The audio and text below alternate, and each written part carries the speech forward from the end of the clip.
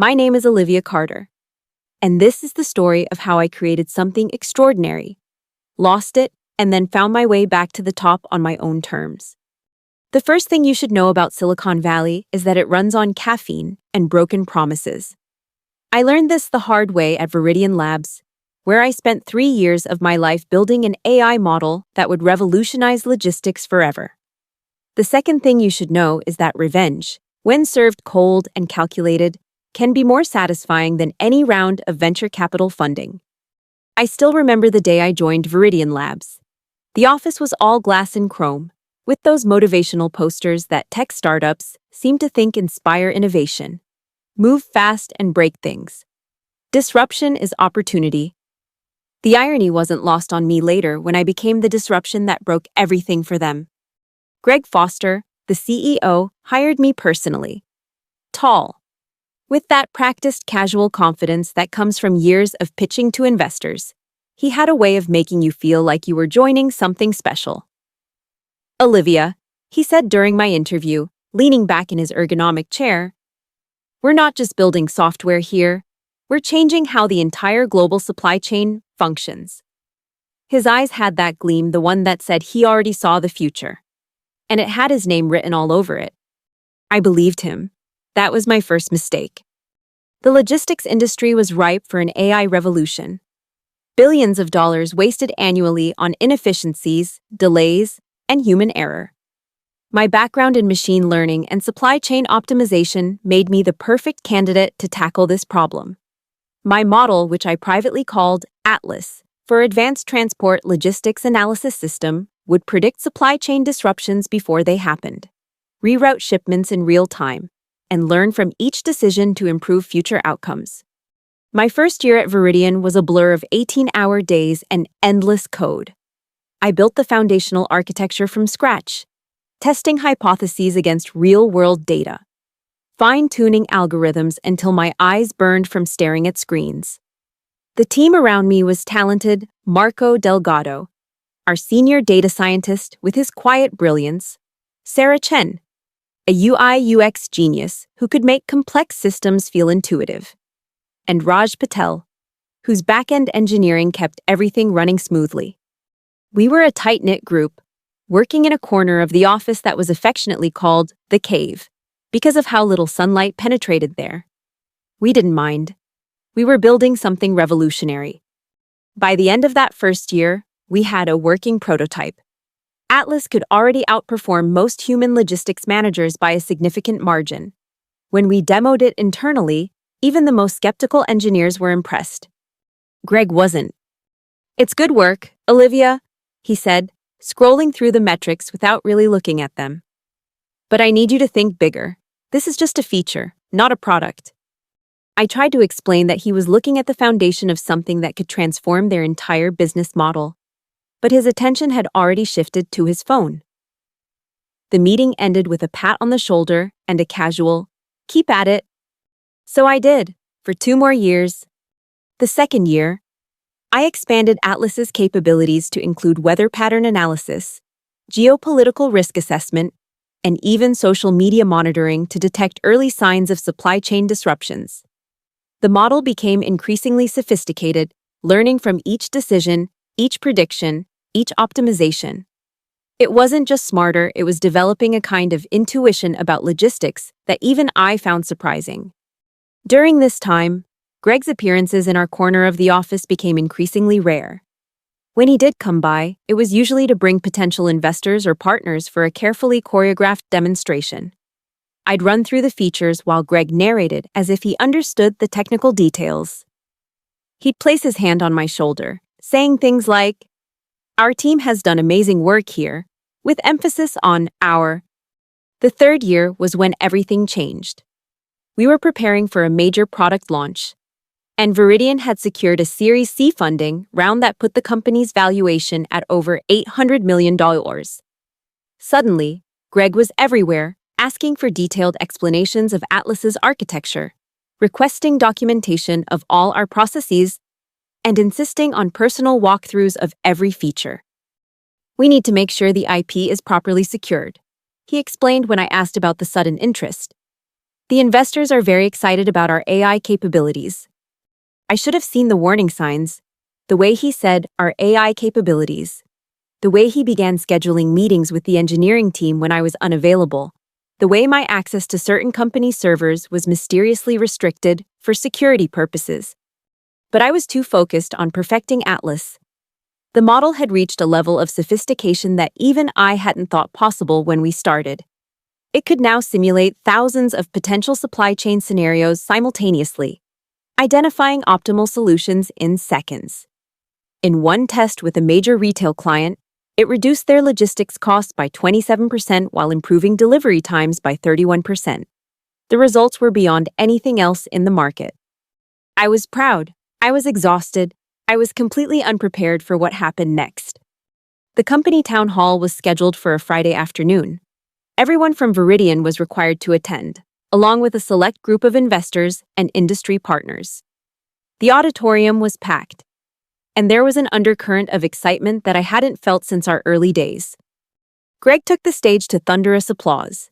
He looked different, more polished, with a custom suit and the confident stance of someone about to make history. Today, he began, his voice echoing through the state-of-the-art sound system. Viridian Labs isn't just announcing a new product. We're unveiling a completely new paradigm in logistics management. A sleek video played behind him, showing impressive visualizations of global supply chains being optimized in real time. My visualizations, my algorithms, my work. After 3 years of intensive R&D led by myself and our core engineering team, I'm proud to introduce Foster. Foster. He had renamed my system after himself. The audience erupted in applause as Greg continued. Foster represents my vision for a self-learning logistics ecosystem that doesn't just react to supply chain issues, it anticipates them, solves them before they occur, and continuously improves with each decision. My vision, my system, my innovation. I sat frozen in my seat in the back row as Greg walked through a detailed explanation of how he had conceptualized the core algorithms. How his approach to machine learning was fundamentally different from anything else in the market. He used my words, my examples, even my jokes about the quirks of the system. Not once did he mention my name.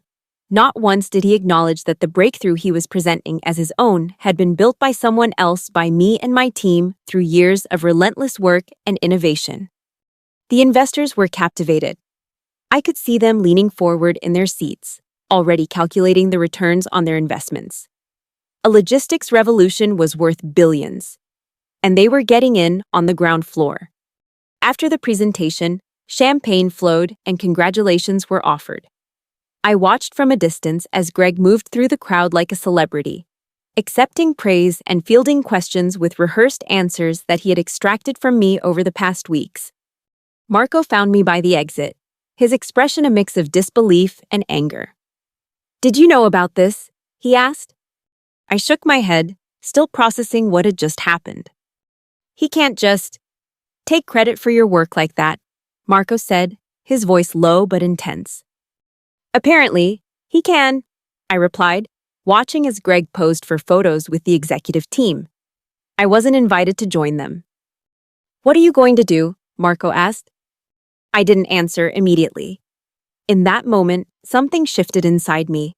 The shock and betrayal were still there, but beneath them was something colder, more calculating. A plan was already forming in my mind. "Nothing," I finally said. "Not yet." That night, I didn't sleep. I sat at my kitchen table with a legal pad, mapping out my options. I had signed an employment contract with Viridian that included standard intellectual property clauses. Anything I developed while employed belonged to the company. But I had also kept detailed records of my work, including early concepts that predated my employment.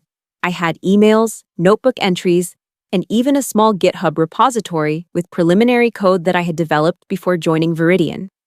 It wasn't much, but it was a start. By morning, I'd made my decision. I opened my laptop and typed a brief, professional resignation email. "Dear Greg and HR team, please accept this as formal notice of my resignation from Viridian Labs, effective immediately. Due to personal reasons, I will not be able to complete the standard 2-week notice period." I have returned all company property to my desk and have logged out of all systems. Regards, Olivia Carter. Before sending it, I spent an hour meticulously removing all personal notes, documentation, and any code that wasn't explicitly covered by my employment contract from Viridian's servers. I didn't take anything that belonged to the company. I wasn't a thief, unlike some people, but I made sure that the breadcrumbs of my thought process, the evolution of the ideas that had become Atlas, now Foster, were no longer available for Greg to mine for his next presentation. I hit send on the resignation email, packed up the few personal items from my desk into a small box, and walked out of Viridian Labs for the last time.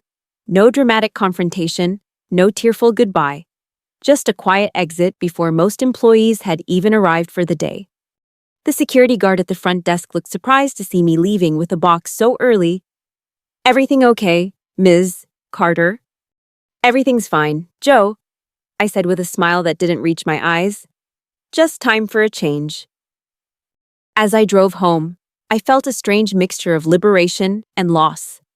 I had given 3 years of my life to Atlas. In many ways, it was like my child, something I had nurtured from concept to maturity. And now it had been taken from me, renamed, and presented to the world as someone else's creation. But I wasn't finished, not by a long shot. That same day, I contacted Patricia Winters, a patent attorney who specialized in AI and machine learning intellectual property. We had met at a Women in Tech conference the previous year, and I had kept her card, not knowing how desperately I would one day need her expertise. "The situation is complicated," Patricia said after I explained everything. We were sitting in her office, a surprisingly cozy space for a high-powered attorney, with bookshelves lining the walls and a view of the Bay Bridge. Employment contracts in tech are designed to give companies broad rights to anything you create. "I understand that," I said. "But Atlas, the core concept, the initial architecture existed before I joined Viridian. I can prove it." Patricia leaned forward. "That's crucial. If you can demonstrate that the fundamental innovation predated your employment, we might have a case." Over the next week, I worked with Patricia to document everything: my original concepts, the evolution of the algorithms, the specific contributions I had made that transformed a basic idea into a revolutionary system. We filed provisional patents for key components of what I now called Orion, a system that built upon my original ideas but took them in new directions that I hadn't been able to explore at Viridian. I also formed a new LLC, Orion Data Systems. It was just me, working from my apartment. But it was a legal entity that could own intellectual property and enter into contracts. Meanwhile, I watched from a distance as Viridian celebrated its triumph. Tech blogs and industry publications ran glowing profiles of Greg Foster, the visionary founder who had developed a revolutionary AI system. Viridian's stock price surged, and rumors of acquisition offers from larger tech companies began to circulate.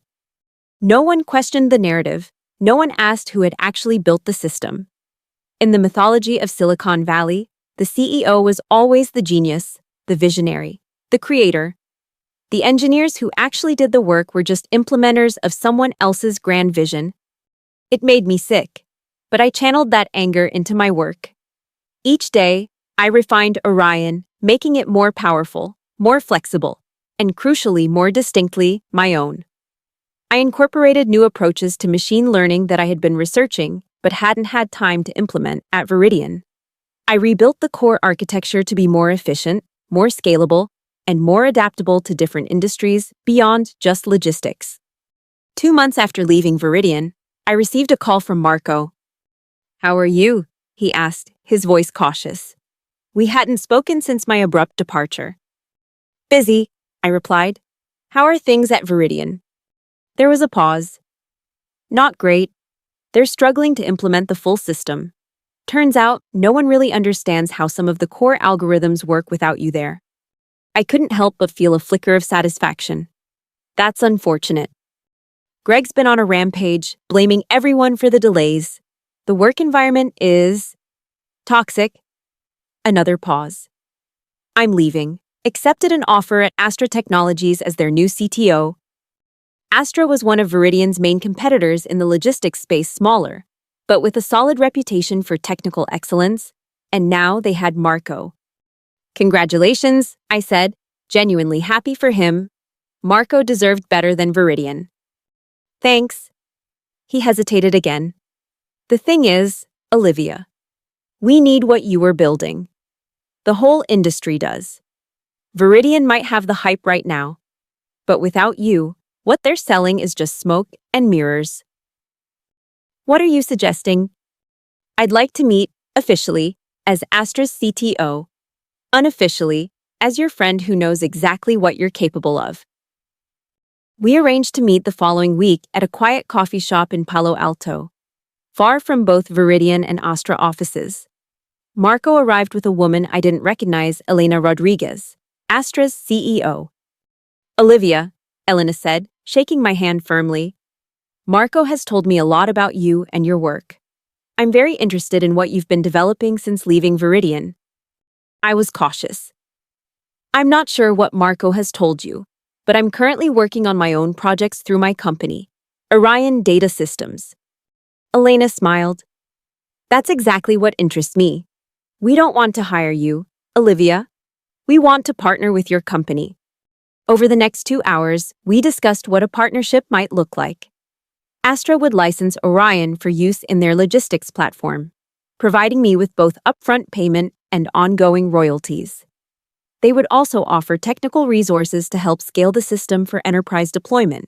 In return, they would get exclusive rights to use Orion in the logistics space for 2 years.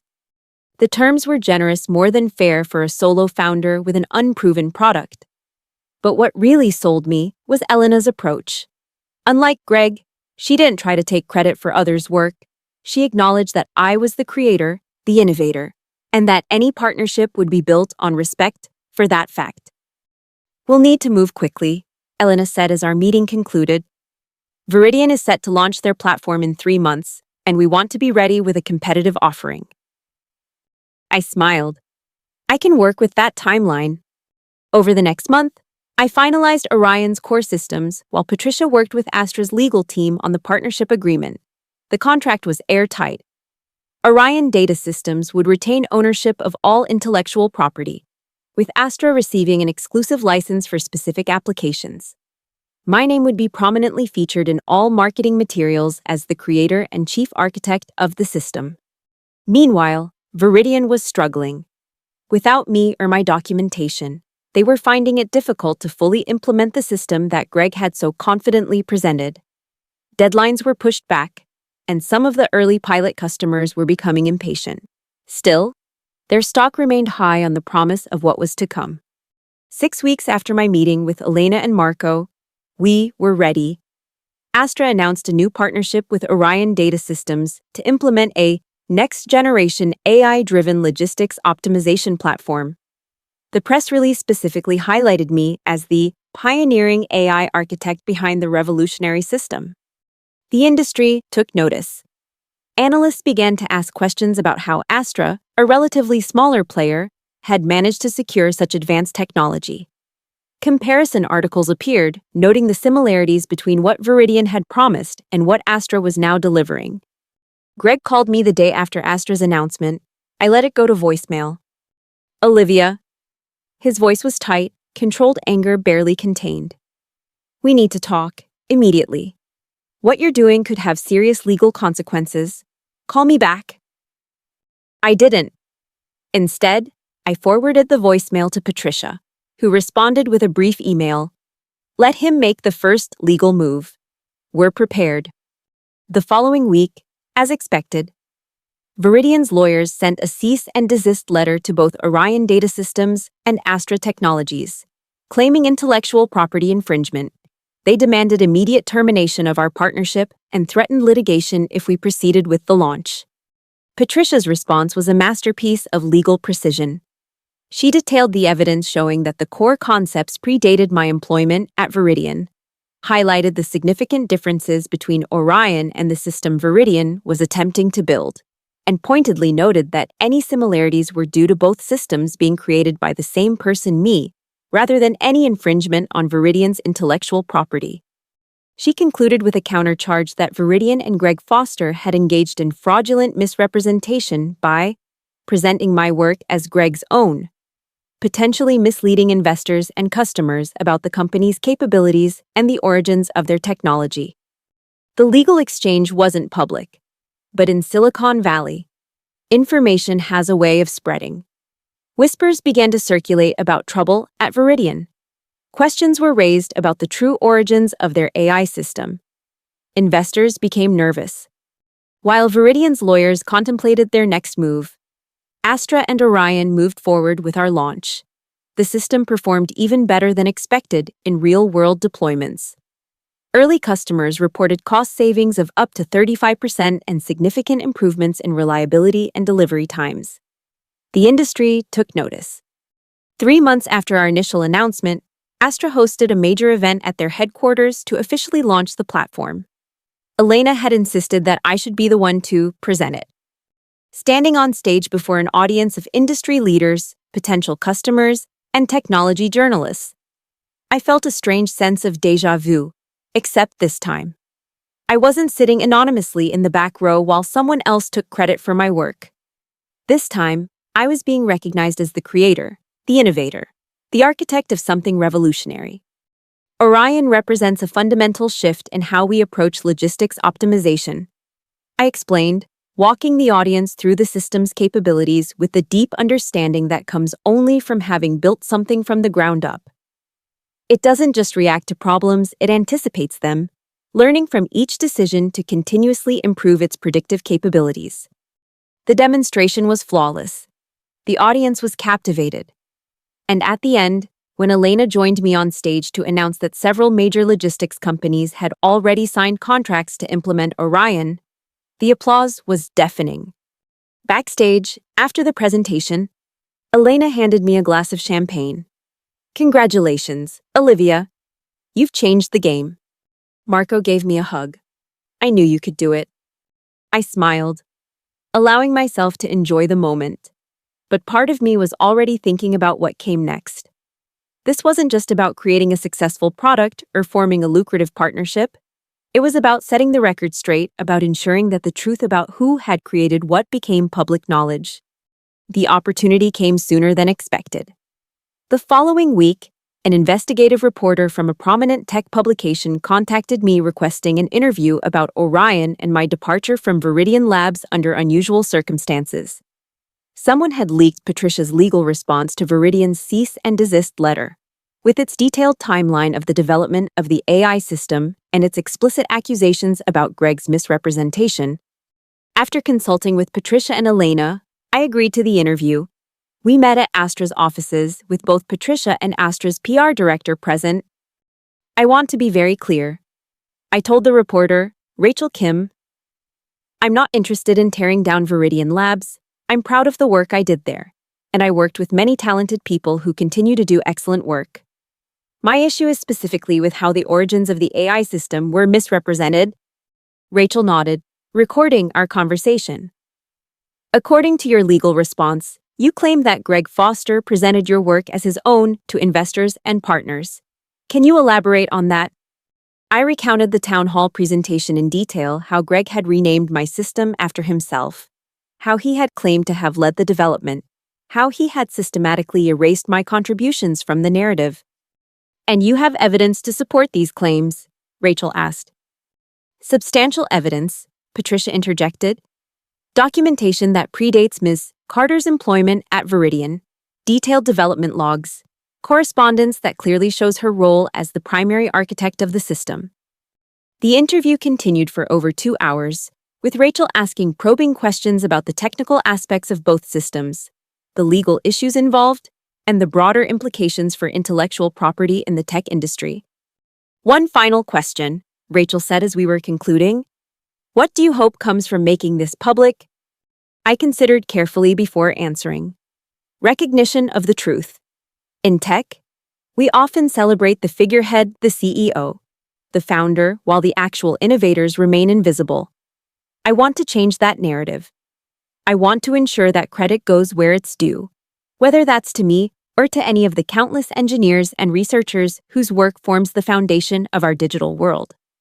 The article was published 3 days later with the headline, "The AI Behind the Hype: How Silicon Valley's Latest Breakthrough Became Embroiled in an Intellectual Property Dispute." It was meticulously researched, balanced in its presentation, but devastating in its implications for Viridian and Greg Foster. The fallout was immediate. Viridian's stock dropped 22% in a single day. Investors demanded emergency meetings with the board. Customers who had signed early contracts began to express concerns about whether the company could actually deliver what it had promised. Greg issued a statement calling the article a mischaracterization of a complex development process, and asserting that innovation at Viridian Labs has always been a team effort. He didn't mention me by name. Over the next few weeks, more details emerged. Former Viridian employees came forward with their own stories about the development of the AI system, consistently identifying me as the primary architect. Technical experts who examined both Orion and what Viridian had managed to implement noted striking similarities in the underlying approach, consistent with both being designed by the same person.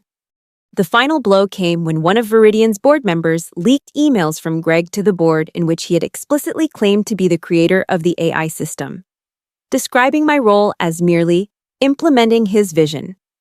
The leak also revealed that Greg had been warned by Viridian's legal team about potential issues with how the origin of the technology was being presented, but had dismissed these concerns. Faced with mounting evidence and pressure from investors, Viridian's board called an emergency meeting. The outcome, announced in a terse press release, was that Greg Foster would be stepping down to pursue other opportunities while the company refocused on its core strengths. The same day, Viridian's lawyers contacted Patricia with a settlement offer. They would publicly acknowledge my role in developing the original AI system, pay a substantial sum for a non-exclusive license to use aspects of the technology that weren't covered by my pre-employment work, and issue a formal apology for any misunderstandings about the origins of the system. Patricia forwarded the offer to me with a single question: "Your thoughts?" I considered it carefully. The financial terms were generous. The public acknowledgement would set the record straight. The legal battle, if we pursued it further, would be long, expensive, and uncertain. But something about the offer felt incomplete. Viridian was trying to frame this as a misunderstanding rather than a deliberate attempt to take credit for someone else's work. Greg was being allowed to quietly exit with his reputation damaged, but not destroyed.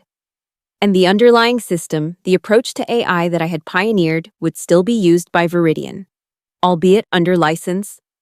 After discussing it with Patricia, I countered with my own terms: public acknowledgement with specific language about my role as the creator and primary architect, a license fee structure that ensured ongoing recognition and compensation for my intellectual property, and a requirement that any future presentation or marketing of the system include a clear attribution.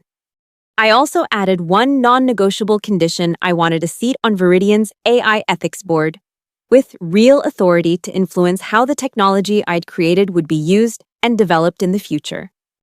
"They'll never agree to the board seat," Patricia warned. "Then we go to court," I replied. "This isn't just about money or credit anymore. It's about having a say in how my work is used." To my surprise, after a week of negotiation, Viridian agreed to all my terms. The settlement was finalized, and a joint press release was issued announcing the resolution of the dispute.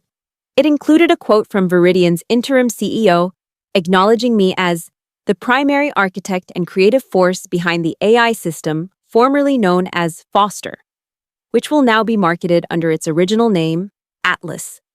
6 months after walking out of Viridian Labs with a small box of personal items, I returned for my first meeting as a member of their AI ethics board.